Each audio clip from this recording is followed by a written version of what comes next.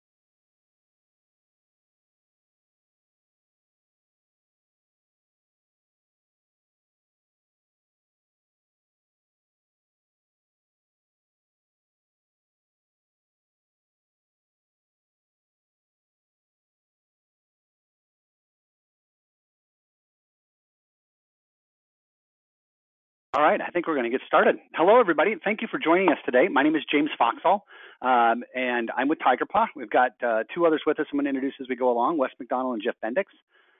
Wes is with Print Audit, and Jeff is a mutual client of ours. So we've got somebody who actually lives this every day and has some things to talk about related to this whole process. So 4 must-have tools to track, analyze, and increase contract profitability. A subject near and dear to my heart. I think we've got some amazing material to share today. I hope you find some value in it. Angie, if you could go to the next slide, we'll do a little housekeeping before we get in. So everybody besides the presenters here are muted. We've learned the hard way that if you let everybody speak, it becomes just an absolute ball of mess. So we've got everybody muted, but if you look in the lower right of your GoToMeeting interface, you'll see a box for questions. If you've got a question at any point in time, go ahead and type it in there.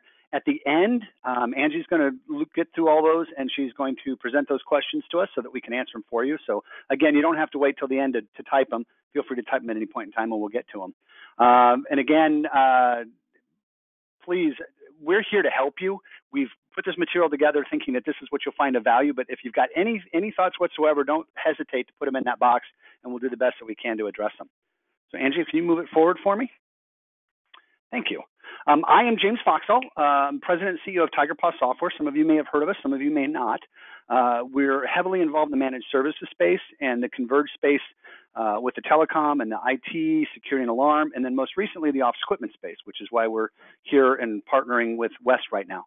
I've been in software development and commercial development forever, and Angie says that's enough about me apparently, so she's going to go right to the agenda. Anyway, I eat, sleep, and breathe. I'm a bit of an idiot savant. All I've done is business automation, so this stuff gets me excited, and I'm glad to be here. The agenda today, first we're going to talk about, Wes is going to talk a little bit about the age of convergence.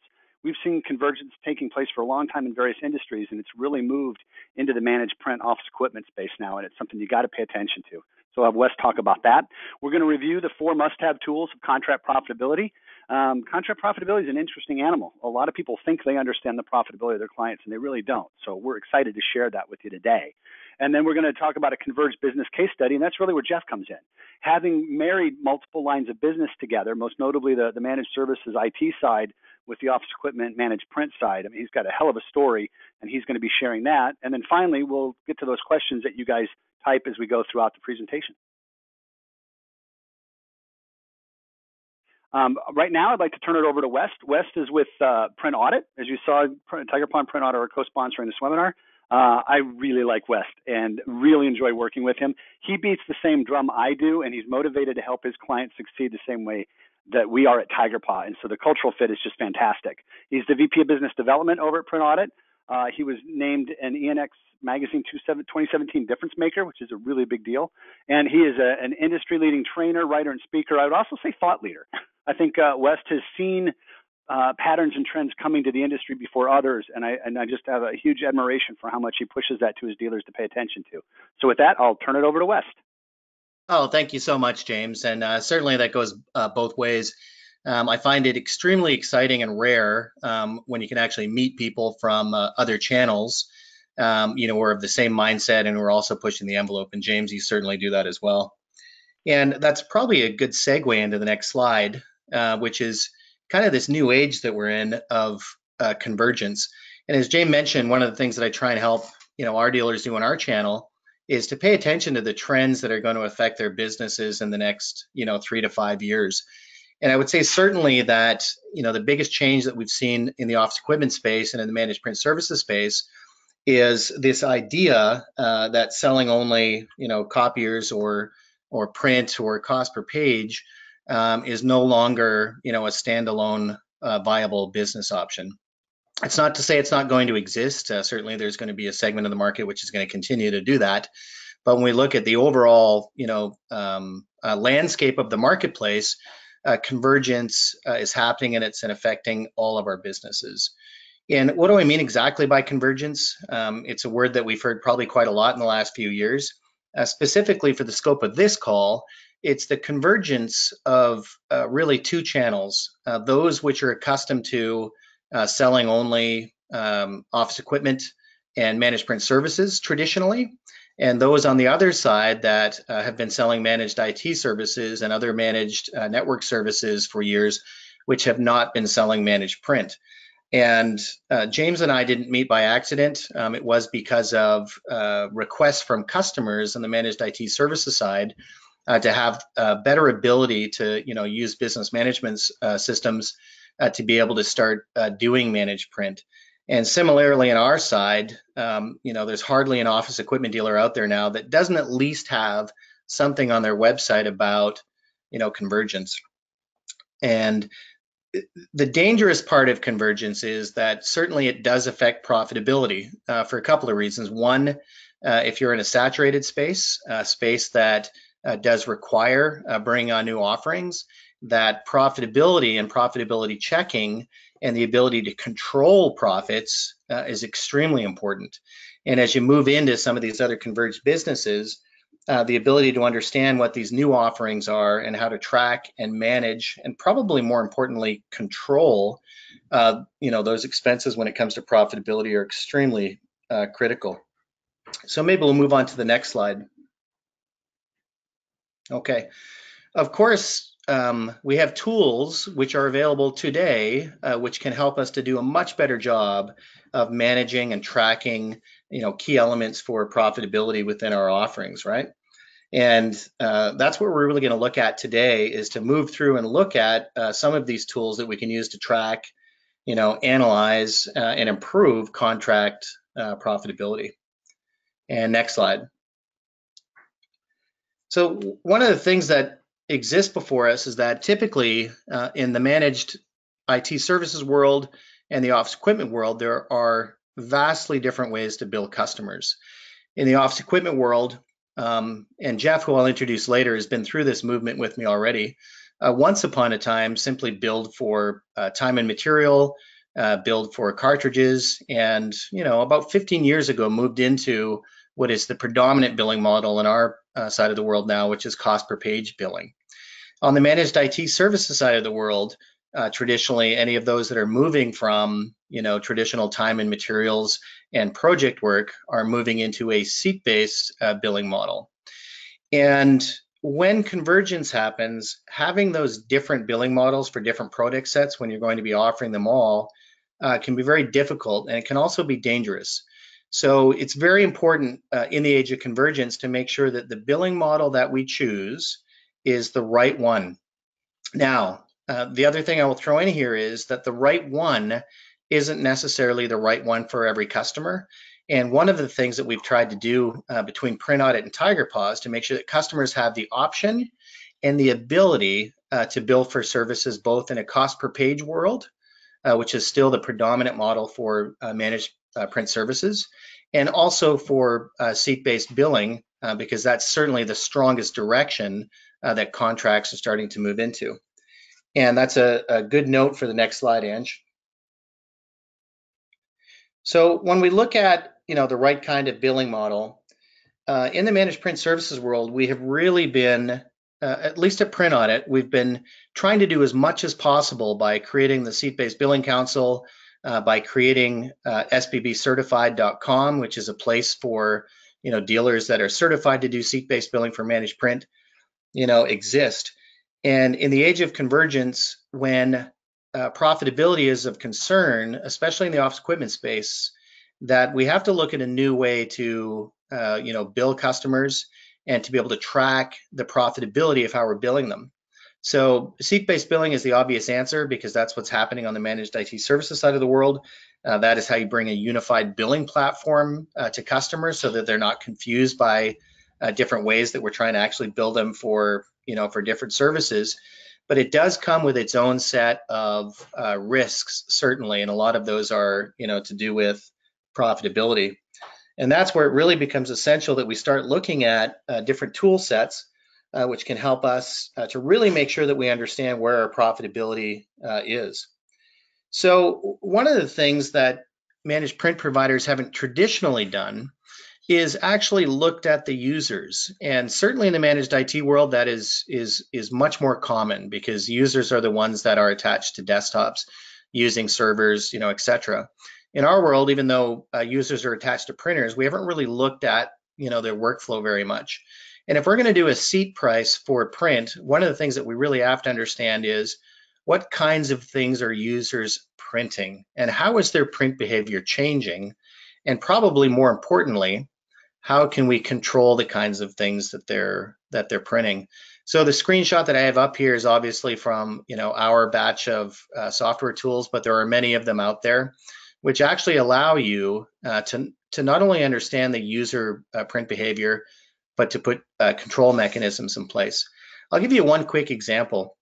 Most people don't realize that when they're printing email or a web document, that most of the time the standard default is set to a color print.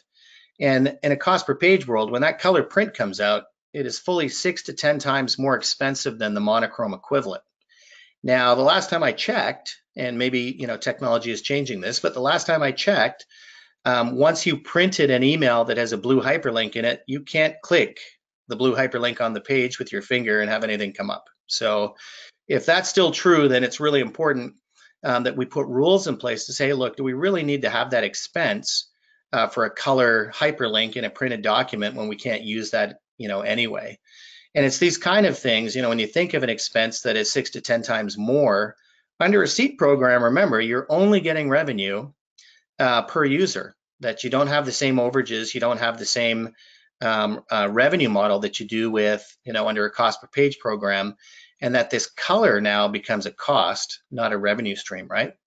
Similarly, if you're in the managed IT services side of the world, it's going to be really important that you track what the users are, especially if you go with the billing model that you're most comfortable with today, which is a seat base.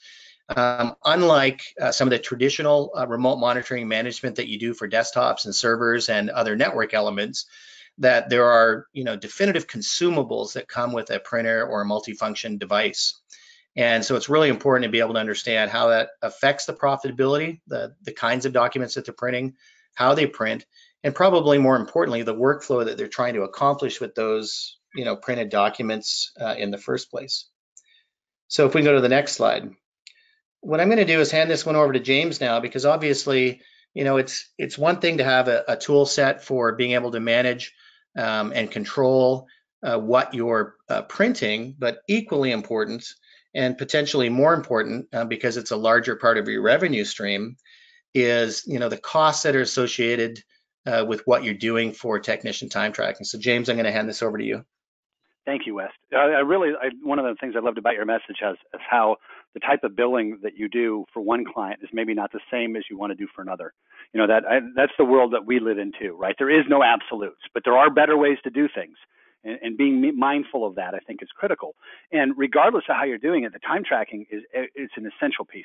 On the managed services side, the guys that have been data for a long time, this is like part of their being. This is in the DNA to track time. We notice for a lot of dealers that are looking to move into that space, they don't do this to the same level. Part of the reason is the incumbent tools in the space don't track it well. We track it exceedingly well because of being in the managed services space. So I want to share a little bit of what we learned on time tracking and why it's so important. Some of the aspects is we believe that you should demand, if your technicians are working a 40-hour week, that you have 40 hours accountable for their time. And this is something that can be kind of easy to ignore if you're doing everything in a managed services model. You're like, well, I'm not getting to bill for their time, so I don't need to track where it's going. Wow, absolutely wrong. And if you want to understand your profitability at a client level, you have to know where it's going. This is perhaps one of the biggest variables that could make the difference between a profitable client and an unprofitable client. And if you're not tracking it, you have no way to know. And if you're trusting your gut on who's profitable and who's not, your guts make mistakes and you're probably wrong. So some of the things to consider, getting all of that time tracked. From our perspective, that means it needs to be very easy to enter. I mean, some of you that are gathering time, you're probably getting timesheets turned in at the end of the day or at the end of the week. The end of the week boggles me. I can't remember what I did this morning and be accurate about my time, let alone 4 or 5 days ago. So that's why we built really simple tapping time tracking in our mobile solution. So you tap, I'm on site, you tap when you're done, and the time entry is created because you need to capture it at the source. There are different types of time. So in the IT space, we're often talking about utilization rates. So let's say I'm working a 40-hour week as a tech. I might spend 2 hours working on a client issue. I might spend an hour sweeping out the shop. I might have forgotten a part and had to come back to the central warehouse to get that part. Well, those first sets of time would be utilization. You know what? I needed to sweep the shop. Great. That's utilized time. You made a mistake and had to come back and duplicate it. That's not utilized time. So we see a target of about 80% is what we want to see on a utilized time. And that really means time that can be typically applied to a contract or chargeable. So if it's a full managed service deal, it'd go against their contract. If it's a billable, it's a chargeable thing. But 80%. In fact, it's not uncommon to see service managers put in spiffs and bonuses at the 80% utilization level. And if you want your techs to enter time and you want them accountable, it's a good way to do it. So you've got, utilized and not utilized time. Different technicians have different billable rates. If you have to send your top dog out there versus an entry-level guy, that has a different cost to you. So when you're tracking your time, you need to keep track of that hourly rate of who's doing the work. Again, from our perspective, we do that through time log reasons. You create your reasons, and they're attached to people, and then you get a report that spits out and tells you. So you've got different types of time. You've got the different rates for time. And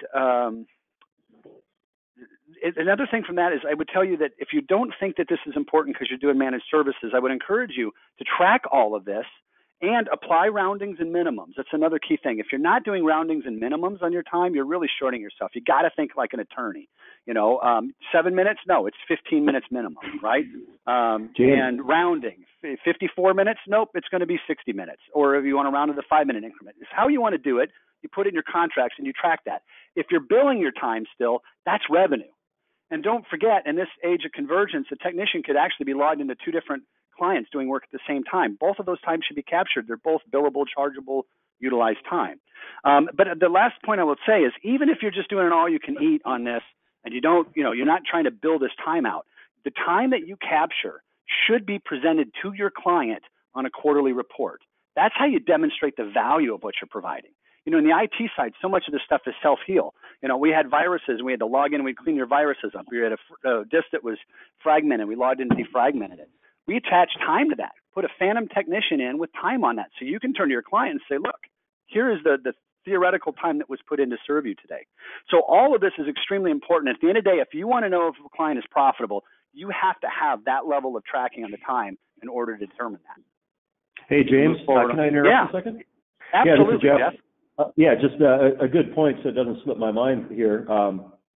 And I'll get into it a little bit more in depth later, but before we put Tigerpaw in, we thought we had a decent technician tracking platform, and once we implemented mobile solutions for them, our billable rates or billable income went up. But and you're correct that a contracted customer is different than a transactional customer, but just a couple points that the year before we put Tigerpaw in versus the year after, by putting such an easy to use, simple technician tool in their hand, our service revenue went up 50% the first year. Just from gathering the time more accurately? And gathering and reporting and being able to bill for the time more accurately. Now going from the first year we had Tigerpaw in to now we're about halfway through our second year, we see the power and we're even refining that more on the back end. So far this year, we've increased our service revenue another 33% versus last year's 50% increase. So it's incredibly powerful. So my marketing team's going to want to talk to you about more of a case study on that. Those are awesome numbers. I'm glad we're a part of that, but clearly you're making some great decisions and doing some neat stuff. But that is huge.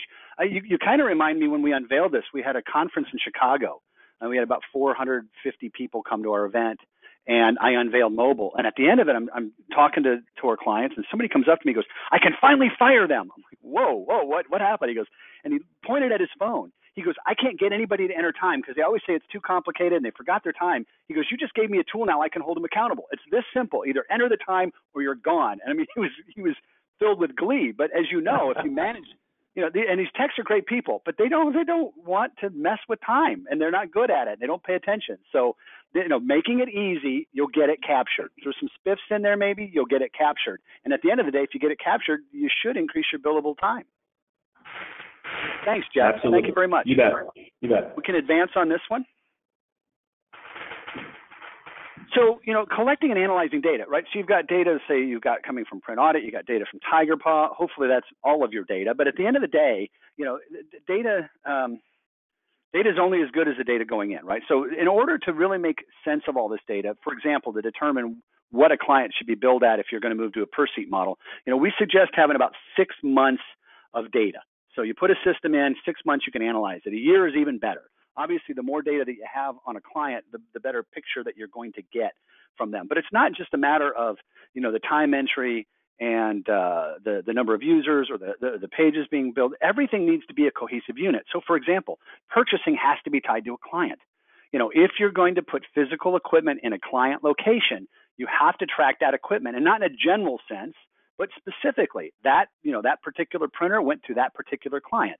If you're doing big project-based work, if you're doing networks, if you're doing more than just putting in one device, it becomes extremely critical that that's tracked. Because at the end of the day, everything you do for a client needs to be accurately attached to the client. And I say accurately because I don't want somebody going, well, we bought 1,000 of those and the average cost on it was $50. Okay, fine, but when you did it for that client, the cost was $70. For another client, it was $30. That matters. So that everything being a cohesive unit, tied it all together, and West, I'll ask you, how important is all of this data when wanting to move to calculating a seat price? Yeah, no, it's absolutely fundamental, right? And, so if we sort of look at the next slide, I really like this pyramid you have, and I'll let you, speak to it a little more. But, at the end of the day, we can start with data, and even when we, put that data in say a spreadsheet format, we might have some information, but it doesn't really give us knowledge. And until we have knowledgeable sort of insights into what that data means and how we can control it, it means nothing. And in a seat-based world, it's absolutely critical to move that data because, believe me, we collect thousands of user print data points. And show me one person that wants to look through thousands of data points about people's printing behavior. So what we need to do is move that through up through the chain so that we can actually get a knowledge level to help us with the decision making. Now, when you think about a cost per page program, you don't have to have everything right because you're charging for overages. So if a customer prints more than they expected to, more than the minimums that you're charging for, it's stated very clearly that you're going to charge them more. Now, I'll argue that overages are always a sign of doing a poor assessment in the first place, but nonetheless, it's a safeguard that you have with that model. Under a seat-based program, traditionally, there aren't any overages whatsoever. There could be an opportunity down the road to revisit that seat price if you don't have the right kind of knowledge around how users are printing. But that's a dangerous and slippery slope. I mean, the price that you come up with should be the right price. And the right price only comes once you've distilled that information down into some kind of knowledge that you can then make a decision on. So I think it's absolutely critical. In our world, we've moved into business intelligence dashboarding to be able to help with that, to be able to visualize the data more effectively. But yeah, if you're going to do a seat-based billing program and you're not collecting and analyzing the data at a user level, well, good luck. Right. And, I actually have this hand drawn on a whiteboard on my wall in my horrible handwriting, and I point to it often, because people want to bring me data. Data is raw numbers. Information is kind of distilled maybe into a list report, but knowledge is, put a spin on it. Help me understand what I'm looking at to make a decision. And this is the whole point of using the right tools, right? The wrong tools, they'll give you data. If they don't allow you to enter the data well, you're going to have junk in that data. But the right tools will put that up as knowledge, and knowledge is how we make decisions. And a side note, Wes, you talked about that, how one of the things that excites me so much about the idea of moving to a per seat billing is the alignment it creates with your client. As you said, you want them to print less, they want to print less and consume less. And I love alignment. A year and a half ago, we moved from selling our software on an a la carte model where we had to buy different modules and you had to buy add-ons, you had to buy the mobile. We moved to an all-in-one monthly price per user. And it was kind of related to that as well, because now we'd get to tell people, look, when we follow up with a call with you, we never have anything to sell you. However, because we're a software company, our value long-term lies in keeping you happy and keeping you with us. So our alignment is to get you to use more and more and be more productive. And so anytime a company can set up their business processes and their revenue stream in a way that aligns with their clients' needs, I mean, that to me is a big win. So I love the idea of moving to that. Yeah, I completely agree. And I'll just add a little to that is that, you've really nailed one of the main benefits of kind of a seat-based program, other than bringing a unified way to bill customers, but it actually does put you on the same page. And even though it's good for us to analyze that data and get it to a knowledge level to make decisions, when you do that, the byproduct is you help the customer gain knowledge about their own printing habits, about what they're doing in their environments, and help them to make better decisions. So when they make better decisions, when we make better decisions at the same time, how is that not a perfect day, right? How is that not a perfect storm? Totally agree. Angie, I think we can move forward from this one. So saving money with automation. Boy, we've got a lot to talk about here, Wes, but I think I'll let you get started. Sure. We live in an age, it's kind of funny when you think of any of the manual processes that we still engage in. And most of the customers that I've been, dealing with in the last 4 or 5 years, if you take the time to ask the question, they themselves are trying to automate more, processes, right? And can you imagine a day, if all cars were built like Bentleys or Rolls Royces by hand, right? That, the general proliferation of good that it would do, throughout the world would be, very limited. And the reason we're all driving cars today is because they found a way to put automation into the processes that were typically, manually done. Fast forward to, 2018 in the office equipment world, and there's still a ton of processes which have not been automated. So there are still lots of times when customers have to order toner. There are still lots of times that customers only find out that some kind of print behavior has gone out of control 6 months down the road when they, do some analysis on the bills that they've been paying, right? And moving into a seat-based program, again, we try and state very specifically that everything that was revenue is now a cost to your revenue. So you might have liked people printing color like crazy before. Well, under a seat-based program, you don't. And there are ways to automate and to apply rule sets to make sure that certain things happen once they're agreed upon, before the contract begins, right? And it's really critical, and I'm sure Jeff will speak to this a bit later on too. the fact that you've got to make sure that for billing, for supplies fulfillment, for service tracking, for all those things, that it's absolutely, critical to automate those.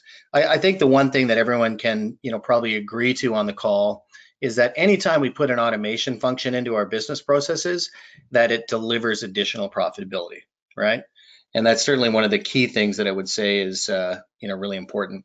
One example I'll give in the print world is when you think of workflows, the only reason that people print a document ever, well, I shouldn't say ever, because there's a lot of waste print out there, recipes.com, or, looking at Facebook and printing off something you found funny. But for the most part, when people are printing things, it's because of some kind of business processes which is going on. And those business processes can have the ability, because of human nature, if we write them down on paper and we say to people, look, you're going to print all your email in black and white. Web printing is also going to be black and white. If it's not customer facing, you're going to do it duplex, and people initially, and we've seen this, we can actually study the numbers when you look at the reporting, is that initially they start off and they do these things, because they've been asked to do them. And then one day they print off 16 emails in color and nobody comes and takes their printer away, right? They're like, oh, wow, look at that. So I printed color, nothing bad happened. And so they start slipping back into these, very natural kind of human behaviors, which are, I'm going to do what's easy, right? So if it's not automated, if it's not done for me, I'm going to slip back into, doing the things that I used to do. And so automation in this, new world of convergence is absolutely critical, that we work with the customers up front to discover what their workflows look like. We discuss what kinds of things we're going to do to make those workflows more efficient, more productive, and then we apply automation tools and rules to make sure that those behaviors happen automatically and with as little impact on the people that are doing the the printing as possible, right?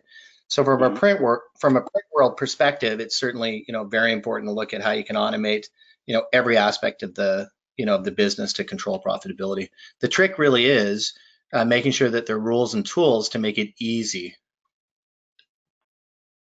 And I agree with that. And Angie, if we go to the next slide, I'm not going to cover every point on here, but to give you an idea, this is what we do at Tigerpaw. It's all about process automation. We can help in all these different areas. I mean, just the simple fact of the integration that we have with your product and ours, right? Like, for example, automation of invoicing and billing. Print Audit can feed us all of those meter reads. Tigerpaw will actually generate the proper invoice, email it to the client, and then at the number of days after that you specify, process that payment through credit card or ACH. So we can effectively collapse your collections down to zero. And if you think about doing that, manually or with hodgepodge tools, I mean, you're talking about 65, 75 days to collect. And chasing people, right? So automation does things like Tigerpaw watches credit card expiration dates. So if you're getting within a certain threshold of a credit card expiring, you can reach out to your client and get an updated card so that you don't miss a billing. We all know what a challenge it is just to get an updated credit card from a client at times and chasing them down. So automation can make sure you're getting paid. Things like we talked about those roundings and minimums, for example. Tigerpaw, you set all those rules up on your time. So if you're entering time, a technician just says, I started and I stopped. The system automates in the back end applying the rounding and the minimums, and it tracks that. So it says, hey, I'm going to show the client, 15 minutes, but we know it was, 7.5 minutes. Things like setting up inventory workflows on your vehicles, right? With min and max on each vehicle can be different. So the system can watch for it and say, ooh, you want to roll the truck with 5 of those, you only got 4. Let's get that addressed. And that reduces those costly part swaps when a guy gets out to a location and finds out he doesn't have enough parts that he needs. So, workflow in our case is scattered through Tigerpaw through the entire organization, from the purchasing, the project side, and we're big believers in it. People are good; they're good at what they do, but in general, it's that, like Wes said, they slip into bad habits. It's the dotting the I's, it's the crossing the T's that becomes a hang-up. So from our perspective, we want to automate everything the computer can do that doesn't require a human to do. Tell them things they need to know when they need to know it. Keep things moving through the process. That's really the value. And if you're not embracing business automation, you're just simply not as profitable as you can be. I mean, it just comes down to that. And it's amazing to me sometimes when we'll look at a new prospect and they'll come to Tigerpaw and they're, even a small MSP that maybe only has 25 clients will tell us they're burning 2.5 days a month to get invoices out the door with an integration to their online platform. And we can come in and show them how it can be zero and a human doesn't have to touch it. So there's lots of things to explore here. But I think the major point we're trying to tell you is whatever tools you have today or whatever tools you're looking to move to, explore the automation, embrace the automation, because that is absolutely a key component for being more profitable. Yeah, and make sure that the automation that's in place helps both sides of your business. So if you're planning to do, both managed print services and managed IT, that whatever automation tools that you're using can support both sides of your business. And keep them integrated. Absolutely. I will tell you, people are exploring, one of the incumbent packages in the office equipment space doesn't do the time tracking well. It, doesn't do inventory reconciliation. It's got a lot of challenges that you would need as you move into managed services. So people come and talk to us about using our product for the MSP side and maybe staying with their incumbent solution. The problem is there's no real communication. There's no commonality. You can't pull profitability reports that cover a lot of areas of the business. So, I think as you move into convergence, the tendency is to kind of keep your business units separate. And I think it makes sense to a point. But the more that you can do to integrate those under your one company umbrella, absolutely the better. Yeah, I can totally agree with that point there, James. Especially just talking on one of those bullet points there, the invoicing and doing your monthly statements and things to your customers, whether it's a seat-based billing or it's a metered billing.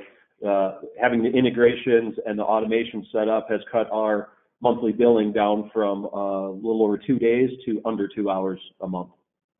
I love those stories. Just in that alone, just by automating it, and we could turn it on even more, but we're at this point in time just choosing to re-review each invoice before we let it go. If we would automate that, it would be probably less than 15 minutes a month. Isn't that crazy? And in 2.5 hours from 2 days is such a substantial improvement. I'm going to guess they're more accurate too. They are. They are. That's a great segue, Wes. I'll let you take over from here and get Jeff going. He's got lots of good stuff to talk about. You can't even plan these things, but if we go to the next slide, the voice that you've been hearing on the line, some of you may know Jeff Bendix, but at the end of the day, you really do want to hear from a dealer that has lived through convergence. And certainly we have, from an integration perspective at both Print Audit and Tigerpaw, the work that we've done together to make sure that convergence can actually, take place. But Jeff Bendix and Bendix Imaging, we'll go to the next slide. I'm someone that I've had the good fortune to work with for, over 12 years now. This is not the first time that Jeff and I have been involved in some kind of great change in the marketplace. In the early days, it was the shift from, just selling compatibles and supplies to moving to a cost per page model. We did that together. We innovated there together. And Jeff has always been on the leading edge of, innovation. So I'm excited to introduce him today. So if we move to the next slide, Jeff, there's nobody better to introduce yourself than you. So why don't you tell us a little bit about Bendix Imaging? Sure, no problem. So we were founded in 2000. We're based in South Dakota. We play a lot regionally, but we do have customers across the country. As we talked about earlier, managed print, managed services. We've been building out an IT services arm of the company for probably 3 or 4 years now. So that's completely different systems, different staff, different tool sets. So our traditional back office systems, software products that we use to operate our print business, which we thought worked reasonably well, didn't work at all for our IT venture, our managed services venture. So that set us on the hunt for new tools, and talk to all the big players in the MSP space and all the common PSA tools, professional services automation tools, and weren't really happy with any of them. They all said, "Oh yeah, we can do this, great," but when we explored the print side, they said they could do it, but they really couldn't. And that brought us into discussions with Tigerpaw, and they were the only ones that truly could play both sides of the house, and for lack of better words, that literally run 2 different businesses or 2 different arms of the business. on one platform and do it well. So I didn't want multiple we already had multiple platforms that had all our different staff working in, and it was very cumbersome. We had about 8 different portals we were logging into. Now we have just a couple. But yeah, so that's how brought us to implement Tigerpaw about 1.5 years, pushing 2 years ago. So we can jump to the next slide there if you like. So yeah, again, we started off in 2000 just offering toner for printers, and that grew to, you know, other services, OEM toner, reman toner. Then it brought us into providing service for when they needed service, and then new hardware, and then pretty soon we're carrying printer lines and doing all that, and that just kept growing.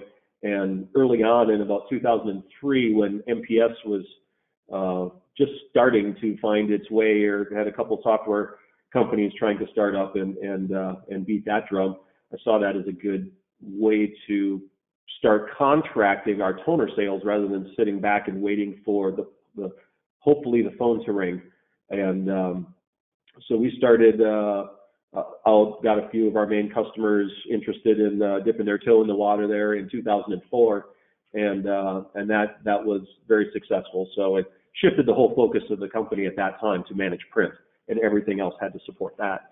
So then, as I mentioned earlier, then about 4 or 5 years ago, started looking pretty serious at the IT space, and as our technical services needs were becoming more complex, and the print hardware and MFP hardware was getting more complex, and scanned emails, and our technicians were working on customer servers and LDAP integrations and all that, started to need a different level of technician as well. So that basically out of our own necessity started our managed services operation. Wasn't really interested in doing a break-fix computer store kind of thing. We just want to work with businesses and do a managed services platform with all recurring revenue, because we know it works from our, you know, over a decade at that time experience in print and having a managed services model. So we wanted to apply that same philosophy to our IT businesses. So yeah, now basically anything that hangs on the network, we try to manage for them. So that leads us on to the next slide. By the way, Jeff, as you move forward, that's an important piece. You know, one of the things that we didn't talk about in all this convergence is, you know, with the advent of some of the white label managed print being provided, you know, the managed service guys would certainly, they're not looking at managed print today, but it's starting to become more of a topic, and certainly the managed print guys are looking at the managed services space. So, you know, when you think about it, owning the network, any vendor that's in your customer site that's dealing with an endpoint on that network is potentially a threat to take your business. And so really moving into convergence provides you both an offensive move to take that business and to grow, as well as a defensive move to prevent somebody else from using their wedge to start taking your piece. So I think that's great that you guys took that philosophy. I think that's why you're adding more money every year. Well, that's the goal anyways. I get it. Yeah, so that just like we started looking at managed print services early on when everybody was doing it transactionally, Wes and I had been bouncing this seat-based billing model back and forth at different industry events and trade shows, and I think we even did a couple of panels arguing it back and forth, and I was a proponent against it. But as things kept flushing out, I saw how it could maybe get some traction. So coming out of the Print Audit Top 100 Summit in 2015, we developed the Seat-Based Billing Council, and I think we met every single week for 6 months to lay out what's needed to convert managed print services from a click rate to a seat rate. And so we just took off and started talking to customers and converting some of them over. It is, as Wes and James mentioned earlier, it's absolutely vital you have more information than you even think you need to develop a proper seat-based billing price. Without the right tools and automation bringing that all into you, it would be much too labor intensive to try to gather that information, even if you could. So in fact, we're even refining some of our, I was actually on the phone with some of the Print Audit people this morning on a current customer, we have just refining our reporting and how we're looking at the data and making sure the accuracy of it and how we can tweak it and get the data faster and make that seat price even better for the customer and better for us. So continuing to refine that process and interactions, and as the tool sets are increasing and as the reporting capabilities continue to increase, as all technology does, it's just getting quicker, faster, better. So that's great. That was a great phone call this morning. So yeah, and then we have fully integrated our print audit and Tigerpaw systems. So a lot of the data we don't have to go dig for. It's just right there at our fingertips. And as James mentioned, even when it comes to billing, it's just automated. We don't have to touch it. I think we have it at midnight every night. Print audit updates all our meter counts for every asset we have for every customer that's under it, and puts the meters right into our Tigerpaw system. So we can bill at any single time if we're doing a click basis. Love so it. That's helped out a lot. So maybe on to the next slide.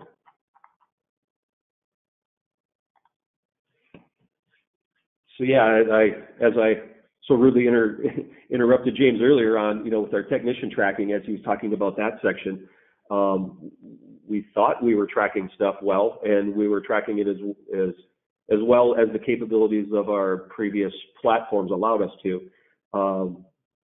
But the configurability and the customizability that we now have, and including with the mobile app, and everything just at the tech's fingertips.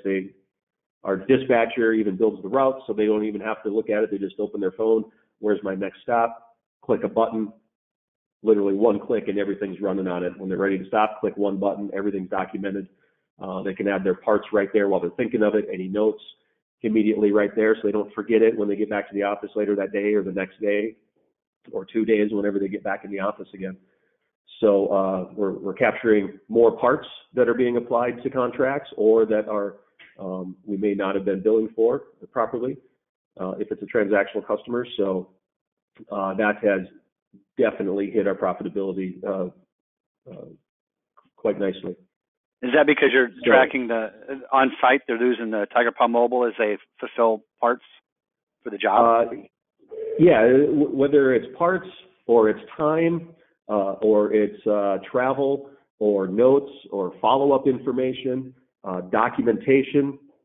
If you make it so easy, it's hard not to do it.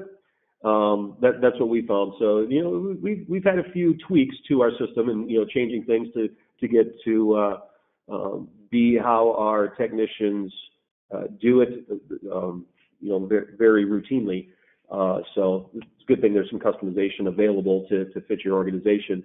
But even if a customer calls later on, maybe it's a day later, a week later, a month later, and asks about something, we don't have to wait for that tech. Everything's just within a click or two, and we have a full history of what was done, which tech was there, what day it was, how long he spent on site, what he did, what parts he changed, if any, meter readings, you name it. The longer it goes, the more data that's in there, and the person answering the phone doesn't, can immediately help the customer.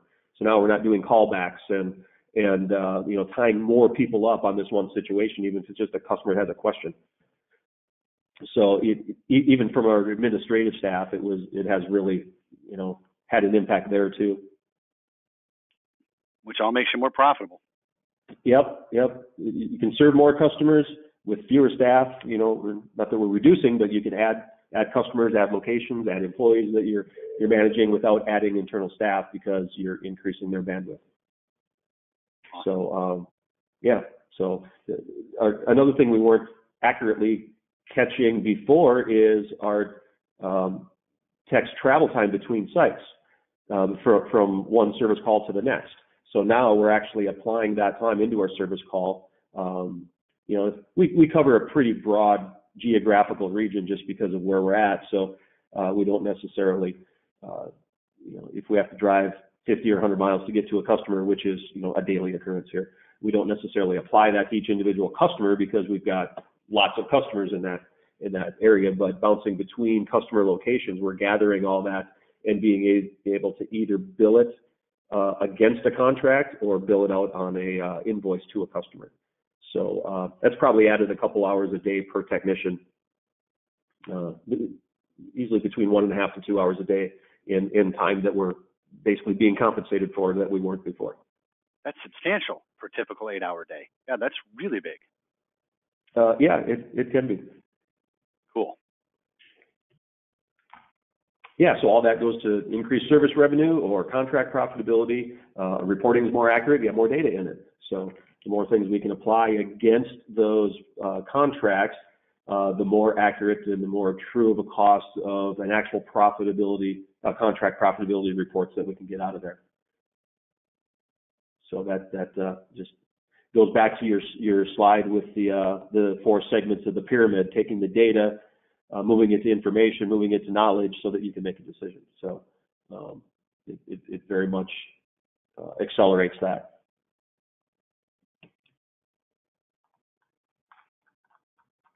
So I think we have, another slide or 2 left. Advance to the next one.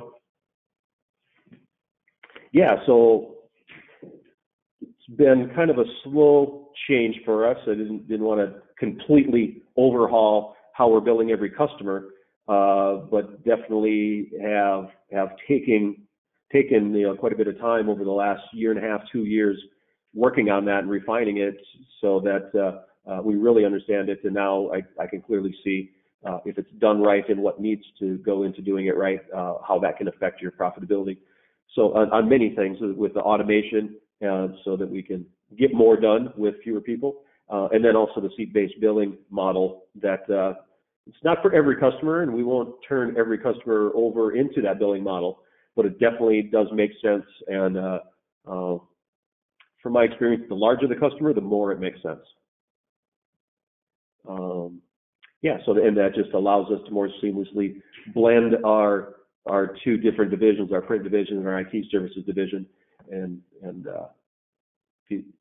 talking to IT people, they understand seat price or flat rate price, and you get into complex cost per page rates and overages and different things that are built into there. They kind of gloss over a little bit. So. Or a lot. I'll tell you, I remember one day they started, as owner of a business, somebody started to talk to me about it. We were looking to put a new device in. And I was like, I'm a technical guy and you're way over ahead. This much for so many copies in black and white and letter and this much in legal. But yeah, I get per seat billing. Absolutely can get that. Yeah. So now what we're actually looking at doing is changing some of these over to device as a service. So forget about leases. Forget about minimums and maximums. We can do a flat rate or maybe a blended rate. It just depends on the situation. Just put the device in, and as our costs determine, now we can just switch the device out. Or maybe if we have a problematic device, it's hardware is hardware. Sometimes you get one of those machines that's on a lease with somebody, and maybe it's got 3 years left on it, and it's having a ton of service issues, and that causes more complex situations on trying to switch a device out that's on a lease with a different company. So we're seeing device as a service as a possible solution to some of those situations where, that would be one example where we could just tear it out if we want, put a different one in, but maybe we get a different device that has a better operational cost for us, and we can put it in there. Customer gets a new machine, and we make a higher margin. And then we can just flip that machine to a different situation. So, yeah, just all focusing on that MRR, the holy grail everybody wants, the recurring revenue for obvious reasons. But yeah, currently we were a little higher than this, but as we took on our IT venture, that changed it naturally a little bit for a couple of years. But we're at about 55% MRR now, and we should be at about 65%. I think we're just right under 60% for 2018 here now. 58.5%, 59% MRR. So our target for 2019, which I think is easily attainable, is 80%. So I think any business that could get 80% of their monthly or annual revenue on an automated recurring basis, just hitting your bank account regularly, being automatically processed, that's a pretty comfortable way to live. And I think those numbers themselves speak to automation louder than anything else we've said today. Yeah, the financials don't lie. No, and I'm with you. It's all about the MRR. And I'm still amazed at how many IT companies across the spectrum, whether it's MSP, office equipment space, the security and alarm, still a lot of people talking about it, but they haven't made the move. And if you're one of those, man, feel free to reach out to me, reach out to Wes. I don't know about if Jeff wants to talk to you or not. That's up to him. But we'd love to chat with you about that because, I mean, that's, as you know, it's interesting you measure that, right, Jeff? A lot of people don't even measure what their percentage of revenue is on MRR. But I can tell you from our perspective, having really made the move to subscription software and what we did, it makes all the difference in the world. And it gives you a cushion when things go bad, predictable revenue. It's a wonderful thing. So congratulations to you on making those changes and for having these great, wonderful, lofty goals that I'm excited that we can help you hit. Yeah, thanks to both of you for making it possible. Clearly with the other platforms we were using, it wasn't possible. We can move you from 55. All right, Wes. Right. Just in the interest of time, we've got just a few minutes left to get to questions, and there are a few. And Jeff, as you are on sort of the speaking right now, there's one for you, and it's what advice would you give a dealer looking to add managed IT? Should they buy or build? Yeah, that's a very common question. There's naturally, with any other decision, there's pros and cons to each. If you buy an existing firm, you should have an existing base of clients. You have staff that are there. You should have a certain amount of MRR built in already, so you're not trying to start from zero and go forward. But the cons are, if you're looking at those employees, if you are starting from scratch, would they be employees that you hire in the first place? Or are you buying a problem? Also, the tools that you're using, are those the tools that you would use? Anybody that's ever gone through a software transition, moving from one platform to another, for whatever aspect it is that runs your business, it's a very time-consuming and painful and employee frustrating process. So if you decide to change your platforms of whatever you're using, from your RMM tools to your PSA tools to whatever, that can be quite a challenge. If you build it yourself, it's literally starting a new business. No ifs, ands, or buts about it. It may be on the same P&L sheet, but most of your tools are different. Your RMM tools to manage your computers are different than your remote tools to manage your printers. You can flow it all into a Tigerpaw or some other PSA tool that you may want to investigate.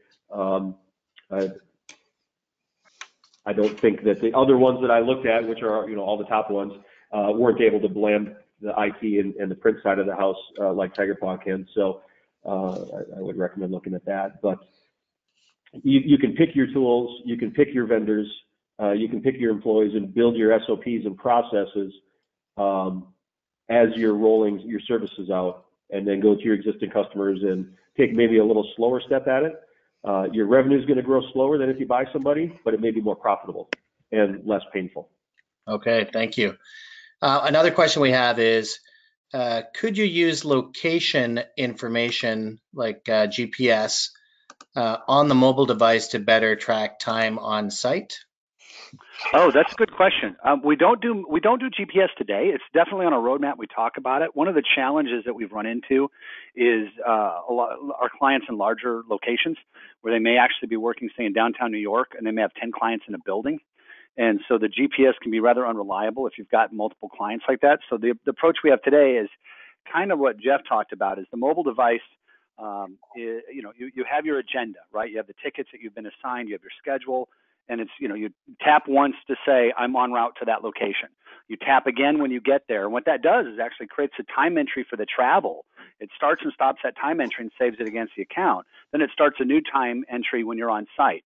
So then you can do work, you can fill your items off your truck, enter notes, schedule tasks, and then you tap a button that says, I'm all done. It automatically closes that time down.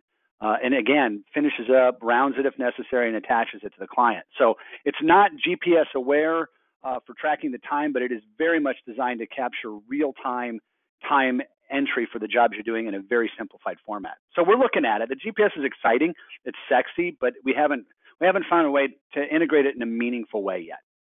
Okay. And the next question that we have is, can you bill different rates for travel compared to on-site or remote support? Absolutely. Yeah. I wish I had time. And this, if you have a deep interest in this, is where a demo of our product would be great, because the interesting thing is the time is designed to be easy to enter, but it has quite a comprehensive back end. So you can have different, what we call time log reasons, right? Travel could be a reason, travel to a different type of client, more than 30-minute travel. You set up your reason codes. Just like the type of work you're doing, this is a remote type of work or it's an on-site work. And those different reason codes are attached both to different labor rates as well as to different costs depending on the reps that's executing the work. So yes, and where the automation comes in is the system is smart enough. So when I tap travel, it knows who you are. It creates that proper time entry so that you get the right billing on the back end. Same when you're doing the work. So yes, absolutely, you can manage all that and you can set it up as a comprehensive matrix in the back end. But it's very easy to use in the front end because you don't want to put that burden on your techs. The more complicated you make it to enter time, the less likely they are to do it. And be honest, they're going to screw it up. They're just not going to get it right. Again, that's just more overhead for them. You want them focused on doing the job. So yeah, great question. Great. And we do have a couple more. What we're going to do, though, in the interest of time is for any questions that have not been answered, we promise to reach out to you directly with answers to those questions. And there are some great ones, so thank you very much. And maybe with that, we'll move on to the final slide. Just personally, James, I want to thank you for having us involved with, this presentation. I think that profitability and automation and making sure that you have the right tool sets is one of the most important things you can do to make sure that you're not just controlling profitability in the future as convergence continues to happen, but you're actually improving that profitability. So thank you very much for having us. I'm glad to participate. So many times when business owners get together, they talk about revenue. What's your revenue this year? But it's really the profitability at the end of the day that matters, right? And and we can have a whole discussion maybe in the future on how do you deal with a client that's not profitable. If you're not firing clients that aren't profitable, that's a big mistake. So the first thing is the understanding, and it's a subject near and dear to my heart and at Tigerpaw. And man, we just love working with you, and I'm grateful that you and Jeff spent the time with me today on this.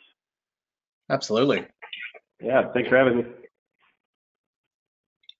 All right, I think that concludes the webinar. Again, if you've got questions that we didn't get answered, I'm so sorry that we ran out of time, but I promise you we're going to reach out and we're going to get you answers on those. So expect to hear from us in an email, and maybe we can engage in a dialogue that way and answer any questions that you got about moving into a converged space. So thank you. All right, and have fun profiting. Thanks, everyone. Amen. Here's all.